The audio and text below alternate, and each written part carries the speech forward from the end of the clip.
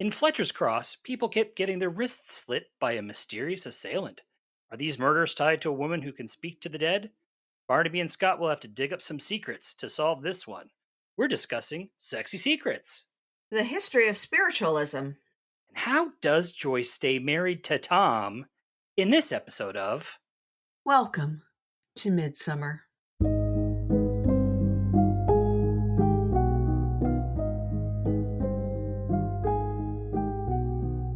Hello, and welcome to Midsomer, the podcast where we dissect all the mysteries, the murders, and the many weird things about the long-running hit TV show, Midsomer Murders. I'm your host, Eric Buscher, and with me, as always, is my co-host, Eileen Becker. Hey, Eileen. Hey, Eric. Today we are talking about things that go bump in the night. In the first episode of the 8th series, it originally aired October 10th, 2004. It was directed by Peter Smith and written by Peter J. Hammond. The two Peters! Let's contact Charlotte. Charlotte? Are you there? Charlotte? Charlotte? Ah! Well, that just peaked out, everybody. Spoiler warning. We will be discussing the events of this episode, including the identity of the murderer. So if you haven't watched it yet and don't want to know who done it, pause this and go watch it. We will still be here when you get back. The medium's name is Rosetta. She goes into these trances. Rosetta? Bet she wasn't born with that name. What's happened to that salad? Anyway, when she's in one of her trances, she makes contact with the dear departed. And people in the audience love it. I mean, sometimes it scares them, but they really love it. But Elizabeth, why do you bother going to such places? Well, it's an experience. Watching lonely people trying to make contact with the dead. And right now, it's a lot easier than trying to make contact with the living. It's night in the village of Fletcher's Cross, and at a meeting of the Spirit of Friendship Church, medium Rosetta Price is speaking to the recent dead. Meanwhile, funeral director Patrick Pennyman returns to his office/home and hears a noise coming from the Chapel of Rest. His wife Janet calls out for him from their upstairs apartment, and when she hears no answer, she looks for him and finds his dead body in the chapel. She runs outside and gives a classic Midsomer scream. Cue the credits. DCI Tom Barnaby opens a can of food at home. Joyce is out to dinner with her friend Elizabeth Keyes, so Tom can finally get something edible. Elizabeth has been visiting the spiritualists and tells Joyce all about Rosetta and her trances. Now, of course, Tom's meal is interrupted when he has to go to the Pennymans to investigate. Coroner Bullock informs him that while the body has wrists slashed like a suicide, there's no weapon and there's a contusion on the head indicating the body was knocked out. He also had a look of shock on his face, so this is murder. Janet says she last saw her husband that afternoon and seems shocked and scared that he was murdered. She claims he had no enemies, although neighbor Ann Marr contradicts immediately, saying some people found him a bit difficult, which seems to be an understatement. Ann runs the local New Age shop with her brother Thomas, a member of the church and a part-time employee at the funeral home. Barnaby stops off at the local regular church and notices the graves of David and Rosemary Key, Elizabeth's parents. He talks to Sylvia Burgess, who takes care of the church, and her husband Ronald, the choir master. Sylvia is not a fan of the spiritualists, but Ronald doesn't seem to mind. Meanwhile, D.S. Scott goes through Patrick's paperwork. Janet says he never wanted her involved with the business and was a bit of a skinflint. He had a former partner named James Griss, but they had a contentious relationship that almost came to blows at a funeral. The detectives visit Thomas and Ann at the New Age shop. He wasn't the biggest fan of Pennyman, but put up with him as a boss. He was at church the night of the murder, but left early. He goes because their mother disappeared when they were young, and he hopes that if she has passed, she will reach out for contact. Ann is a healer who isn't a fan of the church, thinking it only scares people. They also meet with local handyman John Whittle, whose sister works for the church. He did some repair work for Pennyman, making cheap coffins that replaced the fancy ones before the bodies were cremated so they could reuse them. Classy. Elizabeth tells Tom and Joyce that Fletcher's Cross is rebuilding their train station that used to connect them to the rest of England. It's there they find John Griss working. He wanted to grow the funeral business. How? But Pennyman didn't want to spend the money. Pennyman would also steal from the corpses. This Pennyman guy. Class act. What a guy. Hard to believe he was murdered. At the next spiritualist meeting, Elizabeth takes Joyce, and everyone eyes her strangely. After connecting with one woman's recently dead husband, Rosetta says her spirit guide Charlotte sees the town being visited by an avenging angel searching for someone who has sinned. When Joyce reports all this back to Tom, he says that maybe he is this angel, but Joyce is still scared by everything that she witnessed. At the annual celebration of the station, shouldn't that be the stationbration? Who knows? At the annual celebration of the station, Ronald walks around goosing women and asking for donations to rebuild the full train line. Chris talks to people in his conductor uniform, and Whittle mocks his dreams of a functioning train system. Elizabeth says she needs to discuss something with Joyce later that night, and Rosetta and Tom lock eyes. Tourist info. We make our second and final visit to Fletcher's Cross, which we previously saw in Dead Man's 11. It's home to a beautiful church, the Fletcher's Cross Railway Heritage Site. Don't worry, it doesn't connect to the outside world, so they can't escape. And a local cricket team. The local spiritualist church has left town, so there's a big house available if any murderer wants it. So, you know who bought that big house?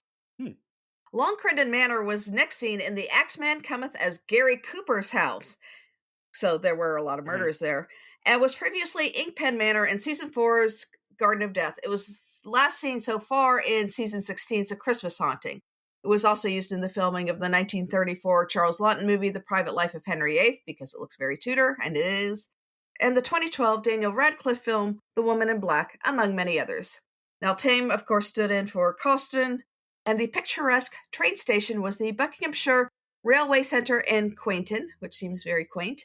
Other locations used include Chesham, Haddenham, and Nether Witchendam in Buckinghamshire, and Dorchester in Oxfordshire. I want to die in Nether Witchendam. Nether Witchendam. Well, apparently the odds are pretty good. 1 in 3. Or actually more 3 in 1. Yeah. So, this whole episode centers around the spiritualist church, although it doesn't really need to. And it continues the show's dance between the real and the supernatural, which we've talked about in Death in Disguise, Talking to the Dead, the Oblong Murders, the Dark Rider, the Christmas Haunting, and the Witches of Angel's Rise so far. And there's at least 5 more episodes that crosses into this area, not even counting UFOs and crop circles. Yep, it's a prominent theme in Midsomer. I think even more so than a lot of other mystery series. I will say is that they lean. At this point, they still lean pretty heavily that there is something supernatural in Midsomer. There do seem to be ghosts at play in Talking to the Dead. This Rosetta's trance does have elements that seem very supernatural in nature and not just your typical cold read. Mm-hmm. That's which Rosetta is really kind of doing because she admits she's getting special help. Yeah, it does take a very unsure, not quite falling on either side stance on the supernatural in most of the episodes. Some might say it's trying to cover all of its bases. Playing both sides. Yep. And even that kind of gets to the point is Rosetta a fake medium? Like, as she says, she gets help, but there are elements that seem like they're very real, like that trance is either a well-acted trance or, Charlotte, her spirit guide, who is apparently a young Victorian girl who was burned alive by some coals that caught her dress on fire, is warning her of things in the village. And it really does affect Joyce. Yeah. Yeah.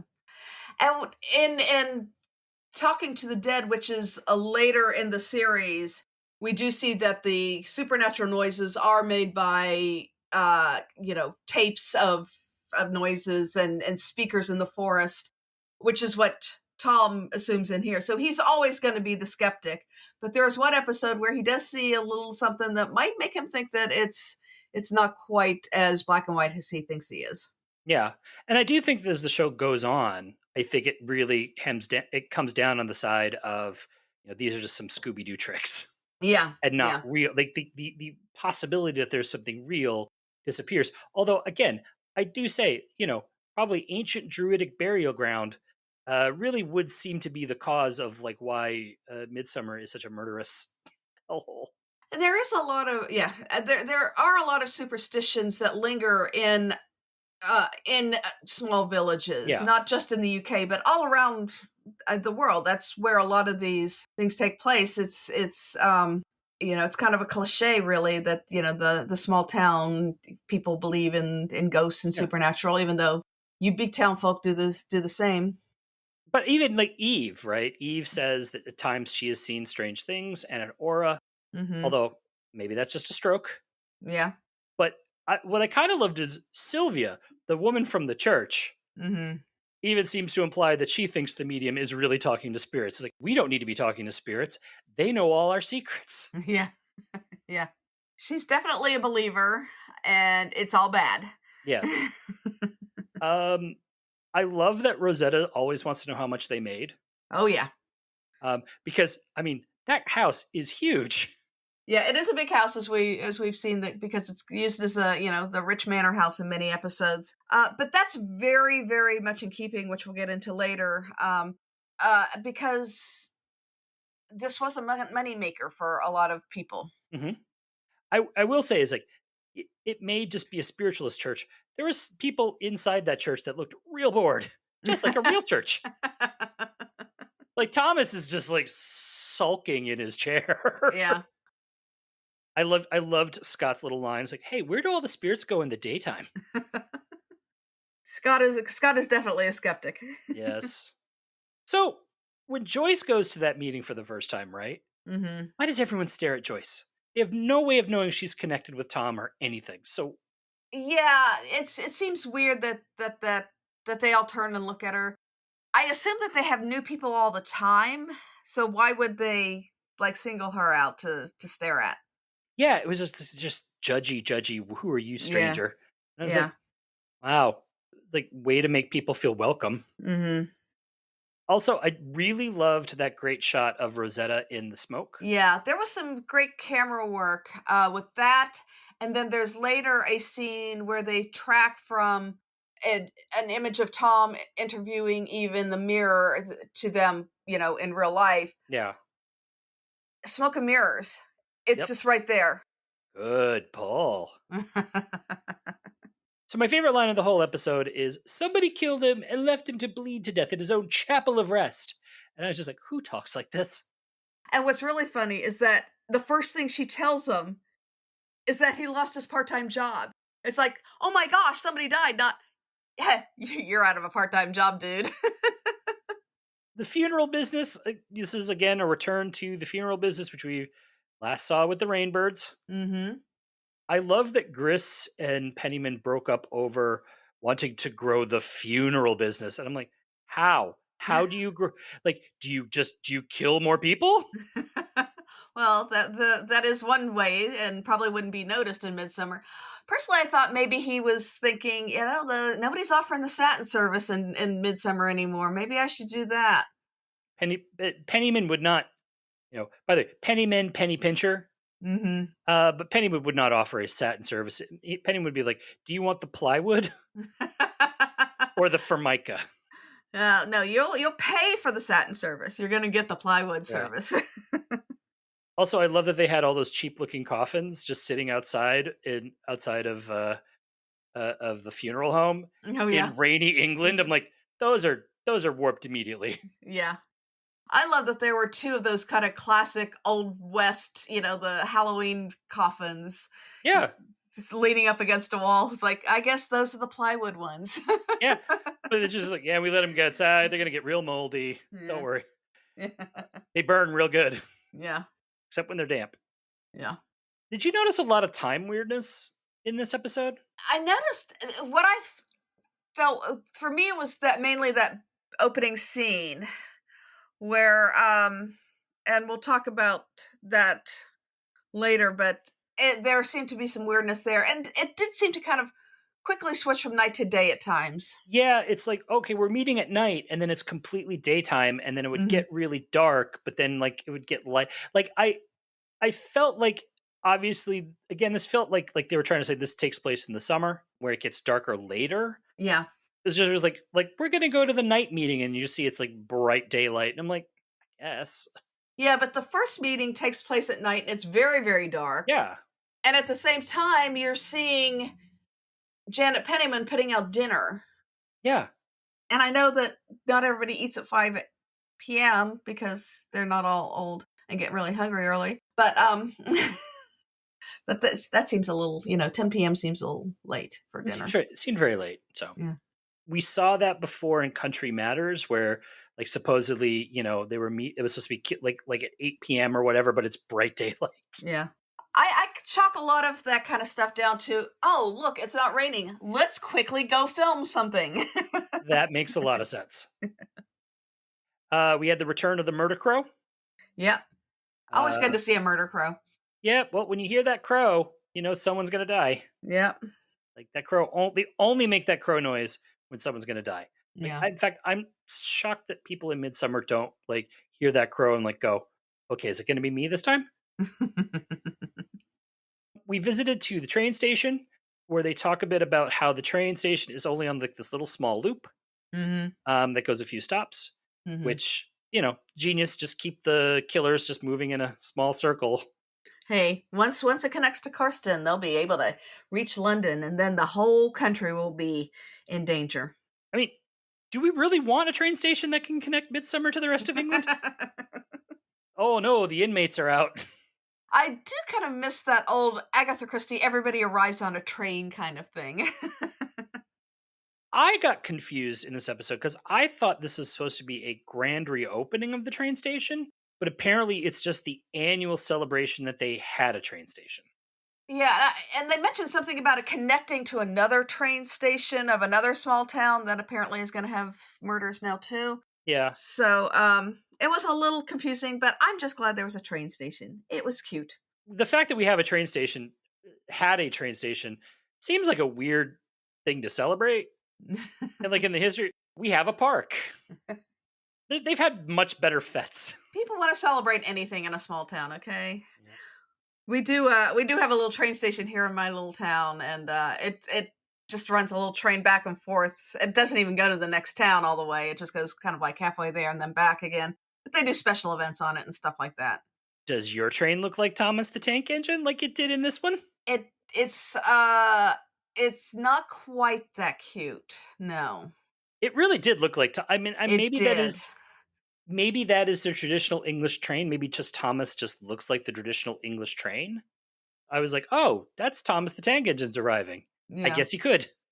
Yeah, and there was a green engine that looked like I can't remember all the other Thomas characters, but I know there was a green engine because my nephews had all these. What did you think about the band playing the Midsomer theme? They always do. At every fete, some group of musicians is playing the Midsomer theme. Why? It's such a downer. It is the number one request. It's such a downer. Like, oh, let's play the murder theme. It's a fun day. Yeah. Hey, and then they go into Jimmy Crack Corn. Which is at least jaunty and fun.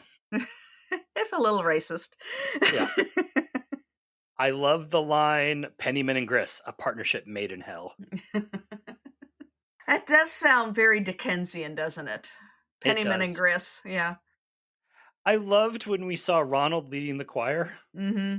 And my first thought was, we're never seeing any of these people again. They're not paying these people for a second appearance. Do you think he smacks everybody's butt or just Jenny's? Oh, I think he's smacking everybody's butt. I think he's a total horn dog. He's an ass man. He grabbed. Oh, yeah. Pardon my French, everyone. He grabbed a lot of asses this episode. And we saw it. Oh, yeah. All right. So because spiritualism is a big plot point in this episode, Eileen, would you take us into your history corner for the history of mediums and spiritualism? Okay. Now, attempting to communicate with spirits of the dead is probably as old as death itself. In the Bible, Saul goes to a witch to speak to the spirit of the prophet Samuel, and in the Odyssey, Odysseus visits the underworld and talks to the prophet Tiresias, as well as visiting with other Greek heroes, such as Achilles and Heracles. But what became known as the spiritualist movement began in 1848, when two sisters in Massachusetts, Maggie and Kate Fox, claimed that they had communicated with the spirit of a murdered peddler through a system of knocks and rappings. The Fox sisters soon became a national sensation and professional mediums. Spiritualist groups began to spring up all over the country. These groups were often associated with Quakers and other religious movements that espoused abolitionist and women's rights views. The Second Great Awakening, a religious movement in the U.S. that had spanned from 1790 to 1840, had left many dissatisfied with the religious establishment, and new religious movements began to spring up. as well as a turn towards supernatural explanations for things, as science was seeming to explain so much of the natural world. The melding of spiritualism and women's rights is exemplified by Victoria Woodhull, a magnetic healer, spiritualist, and feminist who ran for president of the U.S. in 1872. Clarification. When you say magnetic healer, she had a magnetic personality or she was using magnets to heal people? She was using magnets to heal people. Okay. I just wanted to know for myself. Spiritualists turned to the works of scientist turned spiritual writer Emanuel Swedenborg and physician Franz Mesmer. Late in life, Swedenborg had a series of dreams of a more spiritual nature, which he wrote about, establishing many basic tenets about the afterlife that would be adopted by the spiritualism movement, while Mesmer developed techniques that later became known as mesmerism and hypnotism, semi-awake states that came to be used by mediums and their subjects. Spiritualism spread to the UK by 1853, where it became very fashionable to invite friends to tea and let them experience a little table turning. The massive number of deaths due to the U.S. Civil War gave rise to even more mediums, as families were desperate to communicate with their loved ones who died in the war. Interest spiked again in the wake of World War I for the same reason. Showmanship was part of the movement from the beginning, with attractive mediums such as Cora Scott and magicians such as the Davenport brothers drawing big crowds. There were, of course, both high-profile believers and skeptics of spiritualism. Mary Todd Lincoln was so desperate to reach out to her son Willie, who had died in the White House in 1862, that she held seances, which were also attended by her husband Abraham Lincoln. Queen Victoria held several seances with young teen medium Robert James Lees after the death of her husband Prince Albert. Writer Arthur Conan Doyle, creator of the eminently logical Sherlock Holmes, also turned to spiritualism and was a member of the Ghost Club, a paranormal research and investigation group founded in London in 1862. Charles Dickens was also a member. Even scientists such as Pierre Curie, Alfred Russel Wallace, and William Crookes believed to some extent. Skeptics included professional conjurers such as John Neville Maskelyne and Harry Houdini, who knew the tricks of the trade and often exposed supposed mediums as frauds. Despite its association with abolition, Frederick Douglass would have nothing to do with the movement. Professional investigators such as Frank Podmore and Harry Price exposed many as charlatans. In fact, the exposure of the Fox sisters of fraud, however, did little to diminish their reputations. The Roman Catholic Church condemned spiritualism in 1898, and the Anglican Communion declared that it was dangerous in 1920. The Fraudulent Mediums Act of 1951 made it illegal to pretend to act as a medium for money, but it was repealed in 2008, and mediums are now covered under consumer protection legislation. While usually not organized as a movement, many spiritualists did adopt a declaration of principles, espousing their belief in a natural intelligence, and that communication with the dead was indeed possible. While spiritualism spread throughout the world, its strongest adherents have been in the US and the UK.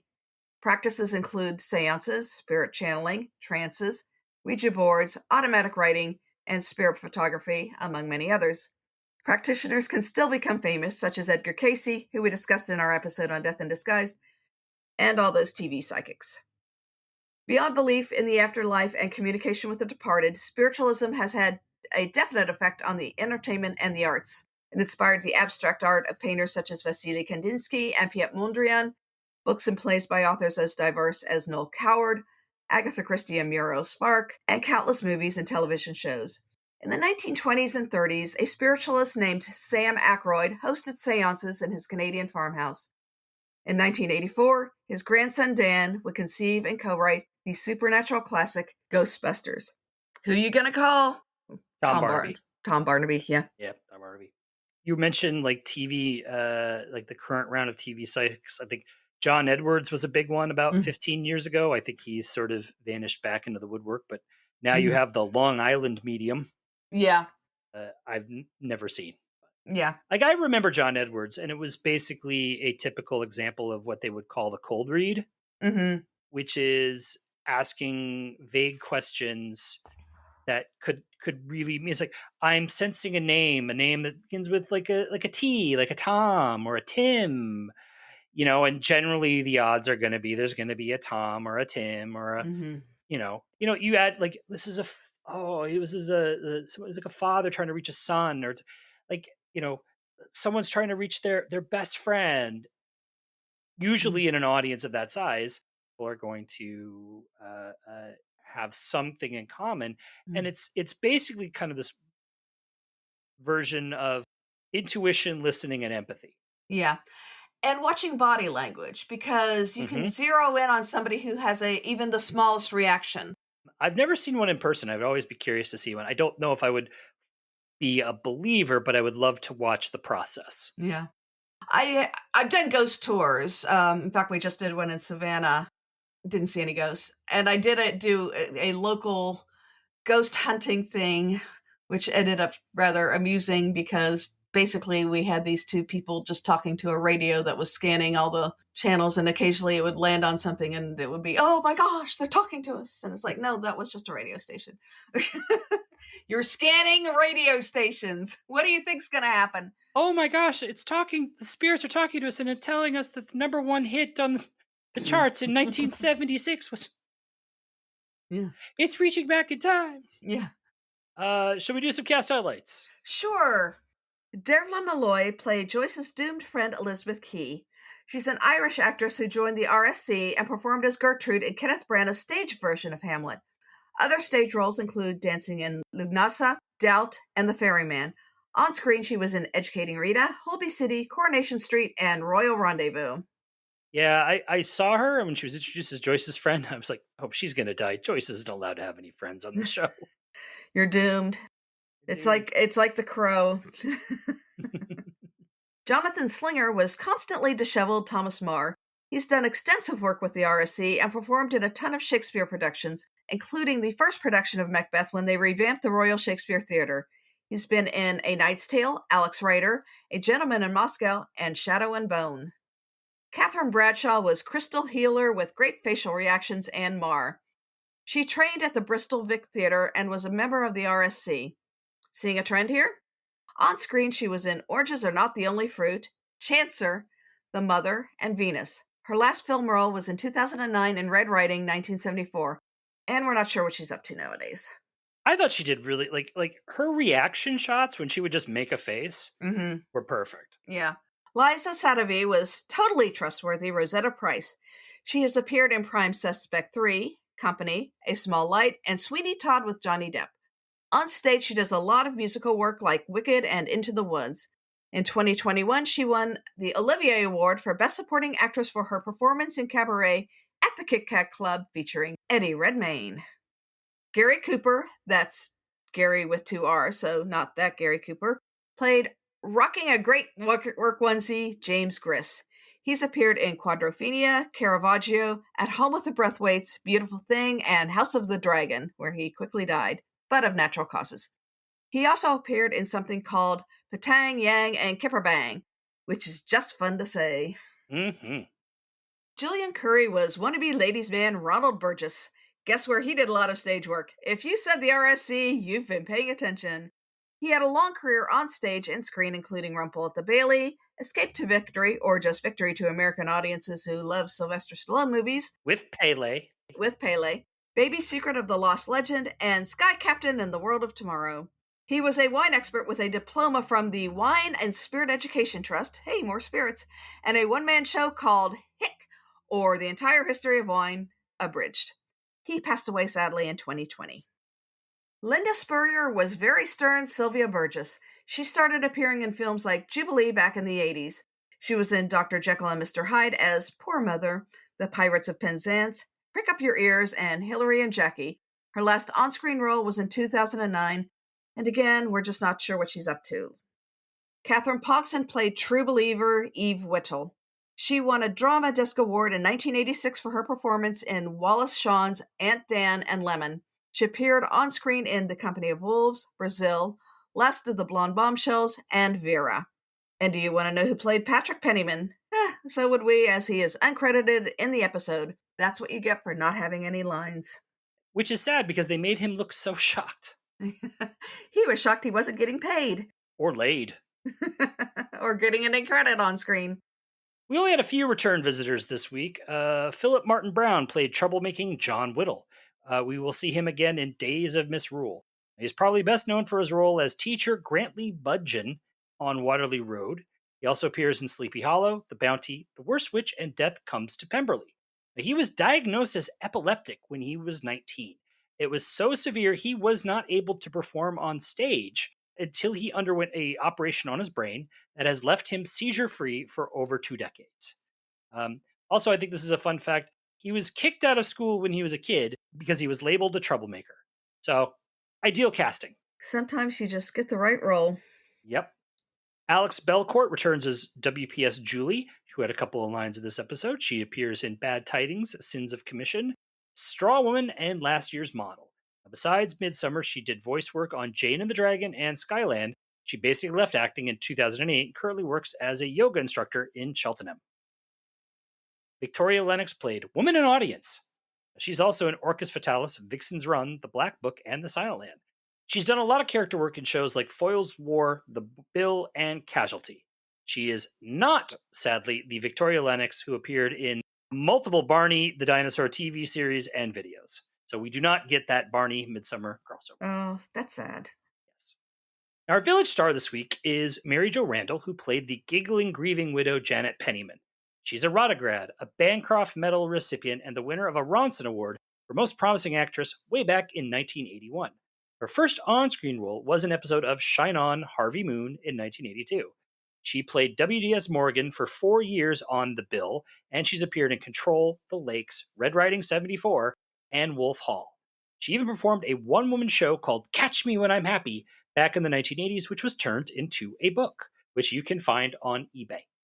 I think she did a great job of playing the twist. Mm-hmm. I think she was quite so good that I really bought her as a grieving widow. Mm-hmm. Didn't see any cracks in it whatsoever, even with a great scream right at the top when she discovers her husband. Oh, yeah.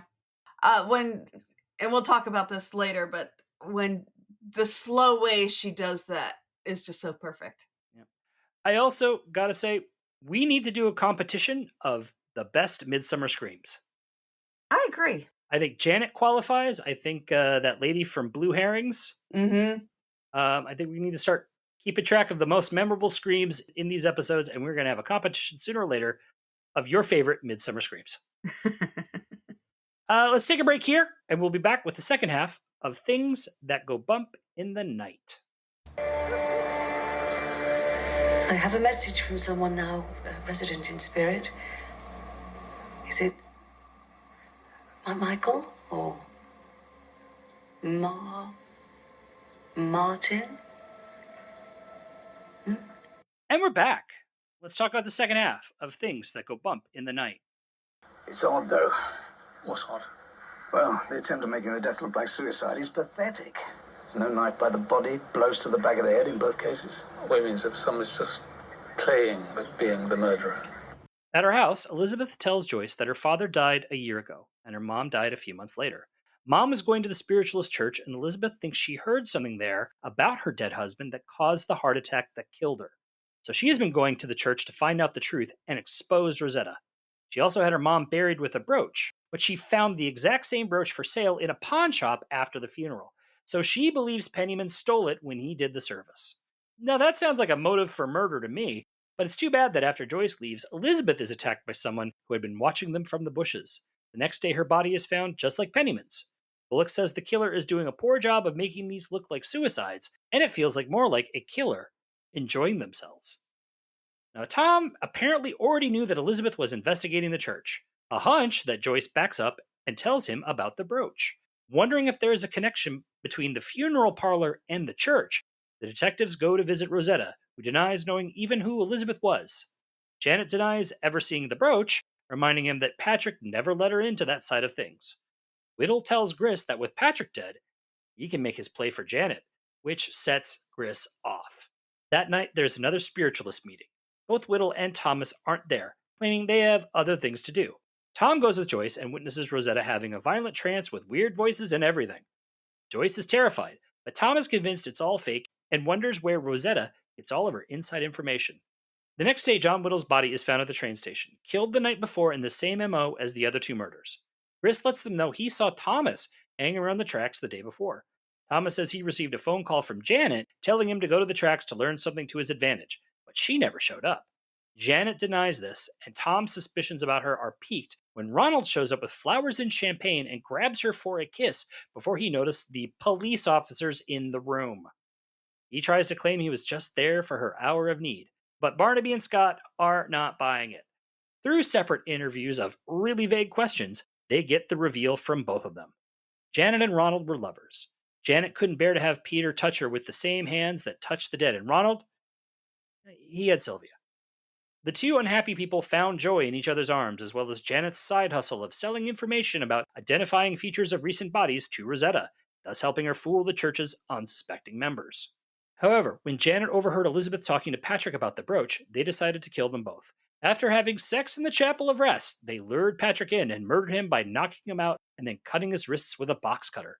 They seemed to get a kick out of the murder, as well as setting up Janet's pitch-perfect grieving widow act. They then murdered Elizabeth in the same way. Whittle caught them making out in a hearse and decided to blackmail them. So they lured that idiot out with a promise of sex and then killed him giddily, thinking Thomas and Gris make great patsies. They truly are the couple who lays together and slays together. In the end, they are arrested and Rosetta is out of business. Joyce has a nightmare based on Rosetta's trance, but finds comfort in her big, protective, strong man. Tom's always there, even if he's asleep or out on a case. Then he's not all... Anyways, strange kill. Strange kill. So while bludgeonings and fake suicides are par for the course in this series, the fact that this was done when the victim found his wife post-coitus in a funeral home chapel of rest and then is bludgeoned by her naked lover makes this definitely a strange kill. And then we got a naked Ronald butt, which I guess is something for Eileen.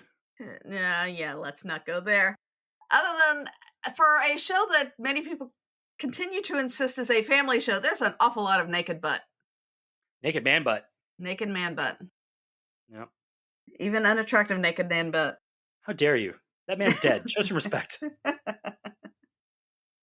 So our killers are Ronald and Janet, happy murderers that just laugh and smile when they kill everybody.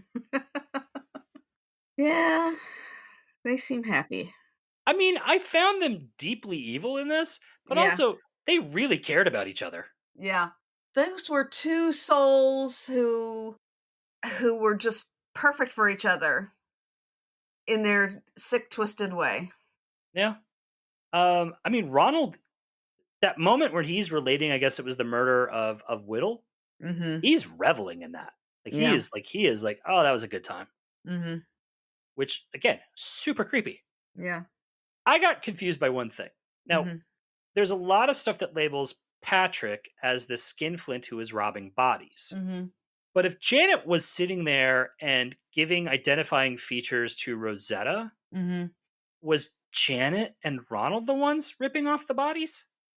I believe that was what the whole thing with the brooch was about, is that when Elizabeth confronted Penniman about it, he would have said, I didn't do that. And then he would have started wondering, well, who would have? And he would have gone through his list of employees, which is basically 3 people, including his wife. So I think that he was a skinflint, and I have no doubt that he was doing the whole plywood coffin thing. Yeah. But I think she was the one who was actually stealing stuff and looking for the marks and everything. Yeah. I agree, because obviously if she's selling info, it makes sense. But also, if Patrick was the one that did it, right, you would leave Elizabeth alive. Yeah. Because she becomes a great suspect. Yeah. Just something they needed to make a little more clear. Yeah. I really enjoyed that scene where you see them drinking and planning out how she is going to act in that first scene. Which makes you think, is again, how well acted is her reaction again? She is so good. My issue with that is why is she doing all that? Well, I think when Ronald explains it, it's like, because I think she even asked that question, why am I doing this? And he's like, Ronald's like, so that way when you tell them what you did, you're not lying. And you don't seem like you're lying, right? Like you can actually just say, I did X, Y, and Z. Because that's what you did. I still think it cheats a bit at the beginning there. It's definitely a cheat. It's definitely a little convoluted. Because she's even going down with the face. She's not going down with a face of just like, I know what I'm going to find. She looks like she doesn't know what she's about to find, which is the cheat, I think. I think it violates fair play with that. I don't know. I'm not quite sure if it violates fair play, because you could make the case that she is really just trying to get method so she can build up for that scream and the reactions. But it's a toss up. I mean, she's as method as, Marlon Brando. I mean, she's super method to play the grieving widow. She killed the husband to get the role. Yeah. So people kept telling her it's good to get out and about, like, one day after her husband was murdered? Yeah. Give it at least a week, people. It's Midsomer. This happens all the time. Get over it. We all do. Now, she also says that she never wanted Patrick to touch her because of touching dead people, even though he washed his hands. And, I mean, come on. That guy never washed his hands. Water costs money, people. The portrayal, I have to say, the portrayal of undertakers in this has been interesting, because we have the Rainbirds, or Dennis Rainbird specifically, and then Patrick Pennyman. They are not portrayed in a good manner, either one. But having gone through this with parents, I mean, they tend to not be that way in real life. So I just want to say we appreciate funeral directors for being. Yeah. There was even that funeral parlor at Secrets and Spies that apparently was left open all the time with the massive furnace going, just so anybody could just come in and burn a body. Yeah. Not secure places. Yeah. I like Ronald's little special knock. Oh, yeah. That was definitely I'm coming in and get ready.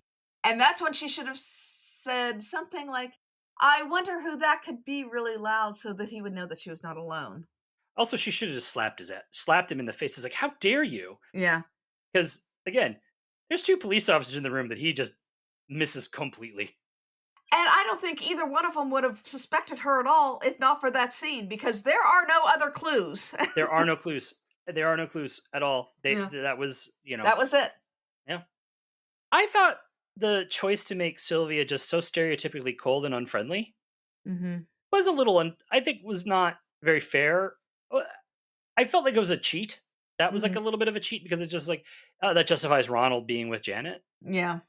Oh yeah, of course he's going to go with someone else because she's so cold and unfriendly.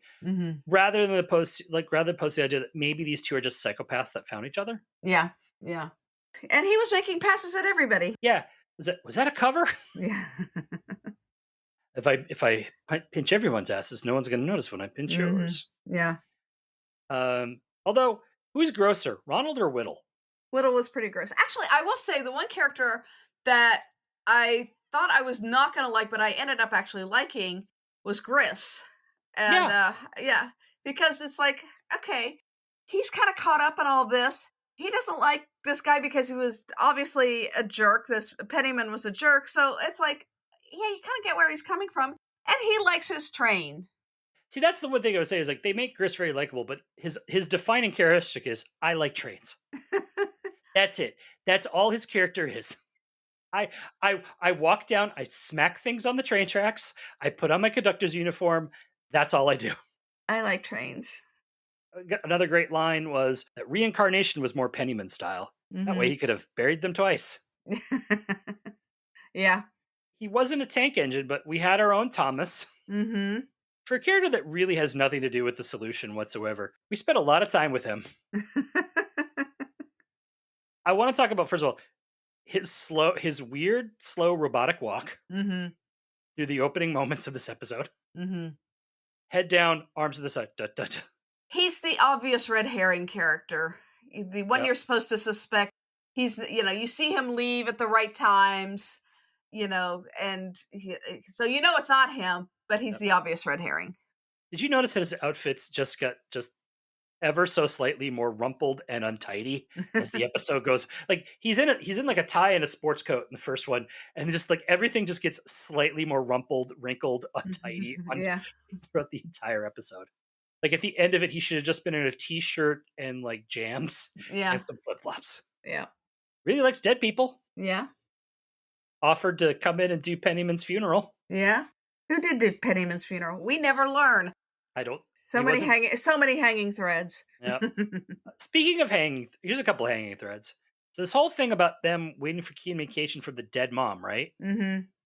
This felt like something that should have come back, and it never did. Like, somebody should have been revealed to be their mother, or the mother should have been revealed to be dead. Here's the thing I was wondering, like, after the end of the movie. Like, what if the mother was someone Ronald hit on, and Ronald killed her years before? Or Ronald and Janet, like, like, how long has this relationship been going on? Like, they just jumped to, like, giddy murder. Like, they were so happy to be doing murder right off the bat that it kind of felt like, is this either one of theirs first one? Yeah, they do kind of go quickly into high gear. Though it didn't bother me that the mother thing was unresolved, because I think that kind of thing tends to not be resolved. Yeah, in real life, yes. In TV shows where it's like a big dangling thread, sometimes it should be. And I just felt that they call so much attention to it that I felt like maybe it should have come back later. Yeah. I don't know. I also thought it was weird. Why did he hide from Rosetta when she's peering into the store and he's just kind of hiding in his store? Yeah. Why does he hide from her and then just go to the meeting that night? He never interacts with her, really. Yeah. And I'm wondering if he's kind of at the end of this, where he's at the point where he's no longer believing it and no longer buying it, because he's been doing it for a while. Yeah, that's quite possible. But again, I decided I didn't want to do the church anymore because I don't believe it. Yeah. Took me 5 seconds to say. Yeah. And then why doesn't she just go inside the shop if she's looking for him? The store was open. She didn't feel his aura. Jumping into corner, he's mostly just there for the info dumps and some clarity about the bodies. I did notice that he is standing over Pennyman's body with kind of his arms sticking straight out of his sides, so he looks like that kid from the Christmas Story who can't put his arms down. We've all been there. I also, at Elizabeth's crime scene, right? Did you notice his assistant that he's talking to is in the shot? And the assistant has this weird shaggy haircut and John Lennon glasses. George didn't hire that guy. Who is this guy? George would never hire that guy. You never know what you're going to get with an extra. But we do appreciate the extras. We appreciate the extras. I'm just saying, as Bullock would have told that hippie to get a haircut. Maybe he was really good at his job. I just wonder, because it seemed to me that the guy who was taking photos at Whittle's crime scene, the third crime scene, had his hand over the lens. Like, you'll see photos of those later. There's just like a thumb. Which would have been part of the detective work. So we got to see a very unique version of the interview technique. Which is just be super vague. Be super vague and basically lie. Yeah. Let's face it, if they would not have solved this murder without seeing that scene between Ronald and Janet. Ronald and Janet, where he came in with the flowers, and if they had not lied to them. But then they get like, it's like, tell us, do you want to tell us anything? And there's like, has she told you anything? It's like, a little bit. I'm just surprised they didn't say, look, Janet's giving you up, man. It's time to tell your side of the story. Yeah. That's when you say, I'm sorry, I'll talk to my lawyer first. They were just ready to give it up. Yeah. Right? They were just ready to admit they did this, which I thought was, again, weird choice. Yeah. But then maybe they wanted to brag about it. There was not a single bit of physical evidence, and they should have known that. Yeah. Yeah. How did Tom know that Elizabeth was investigating the church? I don't know, unless she mentioned something at that little weird luncheon they had. Well, not only that, like, immediately Joyce is like telling her about my friend. Oh, a friend. It's like, Elizabeth, what's her last name? Keys. Oh, okay. And she's telling him about Rosetta. He's like, la da da da da. Keys, you say? Huh. Then he sees the grave. And then somehow puts this all together that she's investigating the church. Why? He has no idea that the mom even visited the friggin' church. So that just struck me as really weird. That was like this weird, perfect hunch that just came out of nowhere. Yeah. Also, since he had lunch with Elizabeth right before she was murdered, doesn't that mean he should no longer be on the case? Oh, they violate all sorts of rules, including lying to the suspects. And breaking and entering, which they did not do on this episode. It's true. maybe they defunded Costume PD a little too much. Maybe we need to refund a little bit. refund the costume police force, please. They need another Barnaby. Yeah. I loved the scene when he tries to intimidate Rosetta. Mm-hmm. And I've noticed that Barnaby is usually very gregarious and friendly, but when he wants to intimidate, he gets quiet, he gets slow, and those eyes. Mm-hmm. Nettles is fantastic. Yeah. When he is intimidating. Yeah. He really gets down who Barnaby is and the way he interacts with people. And it's consistent throughout things. Yes. Had a couple of Scott moments. Mm-hmm. Did you notice Scott's smug little look when he noticed that Whittle has a toolbox? Look at me, I'm a detective. I notice things. Scott is a little smug at the best of times. Yes. He just had this look on his face. I was like, Yeah. I found it. I was like, whatever, man. Yeah. His statement that funeral directors must be millionaires in this area, and I'm just like, Scott, you literally just saw that is not true. But they should be. They should be. Where did all this money go? Yeah. They weren't even paying for hotels. They were having sex in the chapel. Yeah. And in the hearse. And then at the fair, Scott picks from the Mars stones. He picks Herkimer, which he is told is a keepsake for people moving away.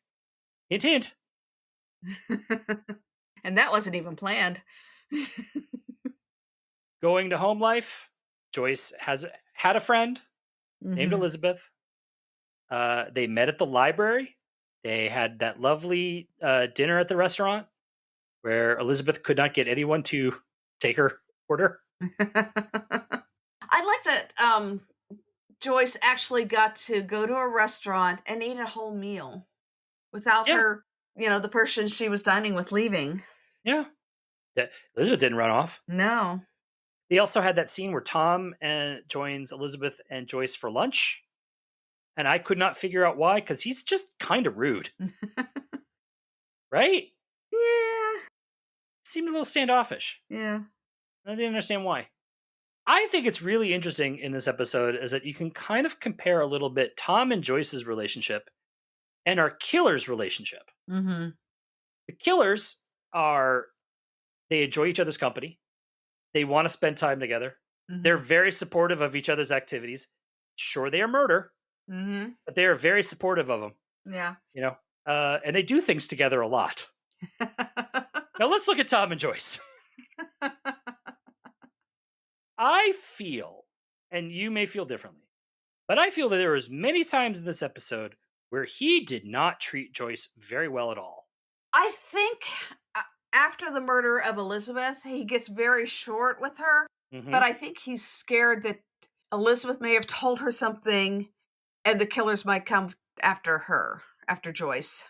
Which could have been vocalized, but mostly it's just, she seems shocked that her friend is dead. Yeah. And she's not really remembering anything helpful at the moment. And Tom's like, Joyce, come on. Come on. Yeah. He's shown way more empathy to people he's never met before. Yeah.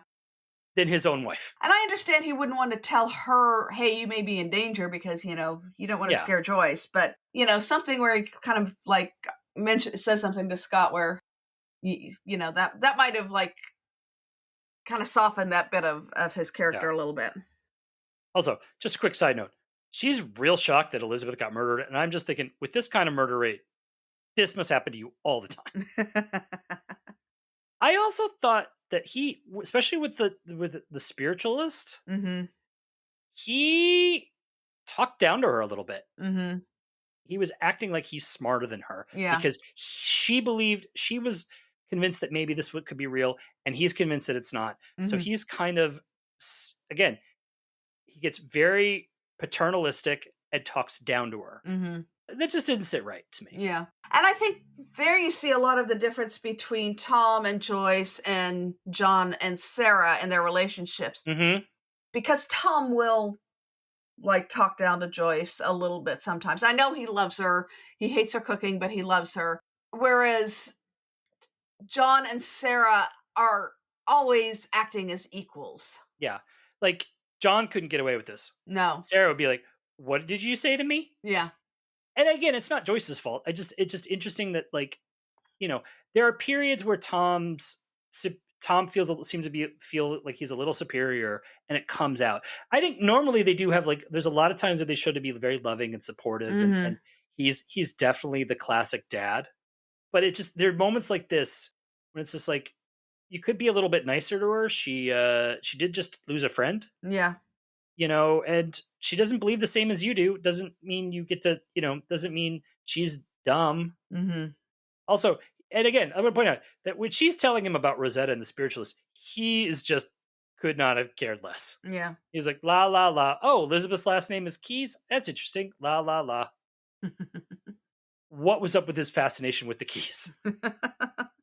He zoomed in on that very, very quickly. For no reason. Yeah. He didn't even know at the time that the church would have been involved with this murder case. Yeah. At all. And it's not like they died a mysterious death. No. Yeah. So we got a very weird, ambiguous ending where Joyce is woken up at night, possibly as a dream, but possibly is really connected to the same sort of trance vision that Rosetta seemed to have earlier. Mm-hmm.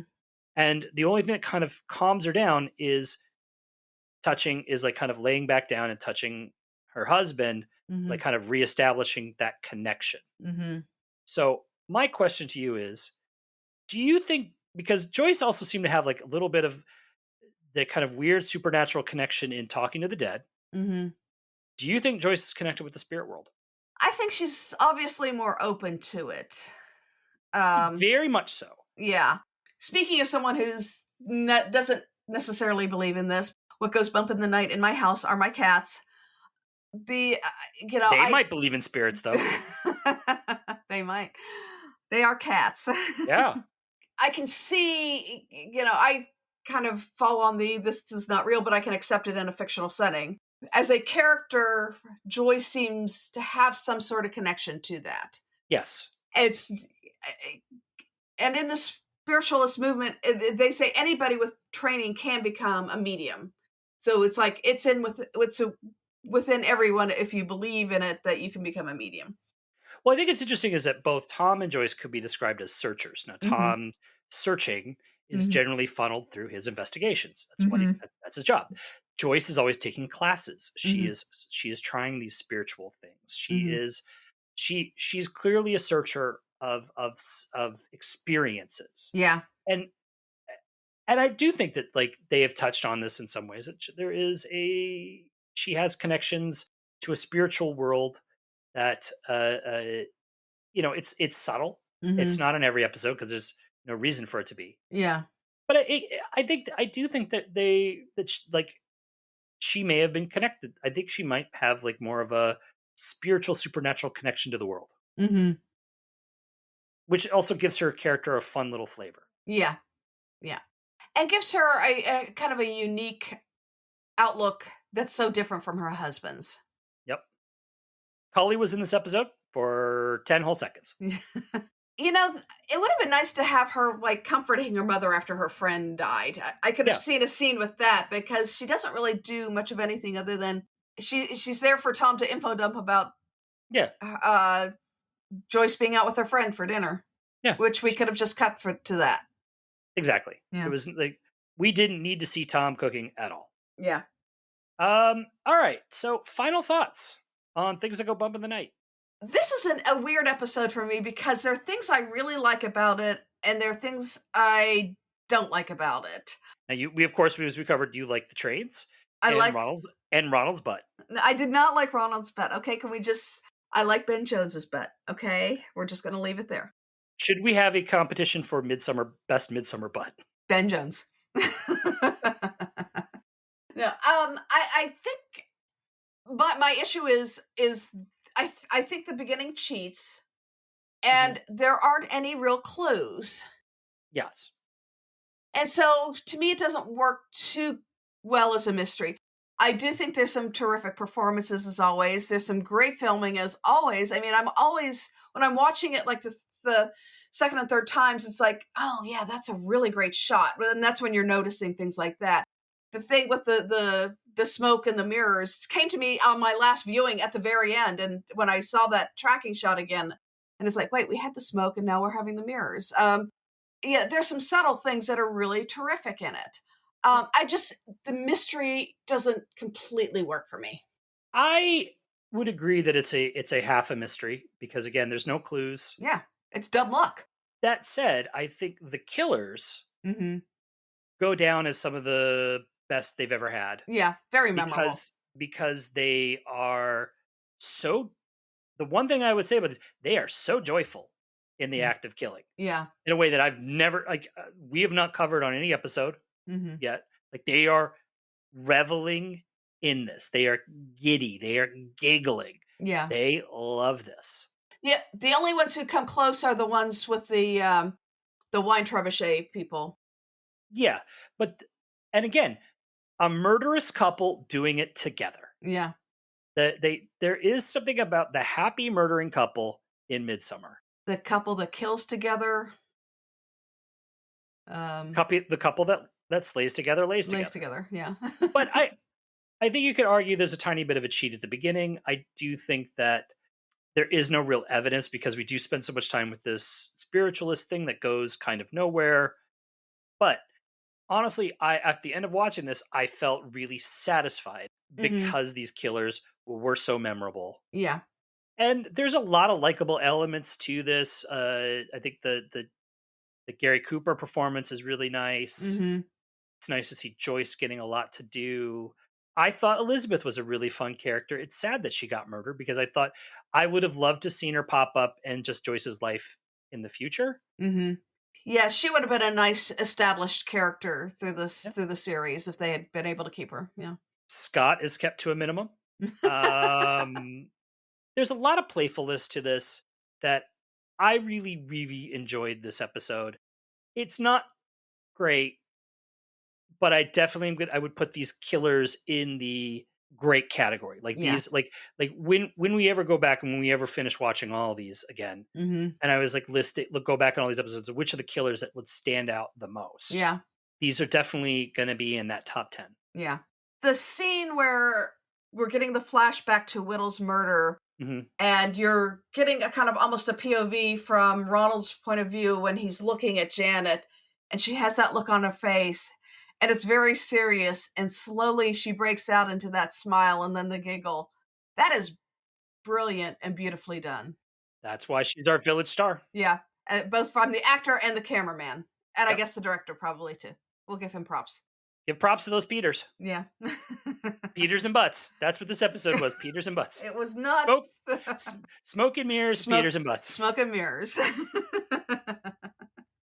Okay, that's everything we wanted to talk about. If you had anything you wanted to discuss about things that go bump in the night, or Midsomer murders, or Midsomer butts, please feel free to email us at welcometomidsomer@gmail.com.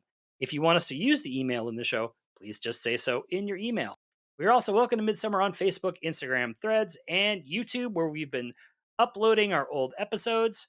You can follow us in all these places. If you like what you hear, please consider subscribing to us or rating and reviewing us on iTunes, Spotify, Apple Music, whatever it is called now. Reviews, ratings really help people find us. So if you like what you hear, just go in and drop some stars and just say, great job. That really helps. All that stuff helps with the algorithms. And that algorithms help us keep doing this for you. Also, tell all your friends about us. We're going to be back soon with a new episode, and we hope you join us again. And as we take the road out of Midsomer, we want to thank you for listening and remind you that in Midsomer, sexy time in the chapel of rest can be murder. And usually is. Welcome to Midsomer is produced by Eric Buscher and Eileen Becker. All clips in this podcast are used in compliance with the U.S. Copyrights Act fair use exception for criticism and commentary. Our logo and podcast art was designed by Smeedrai. Our theme music is by the infamous Space.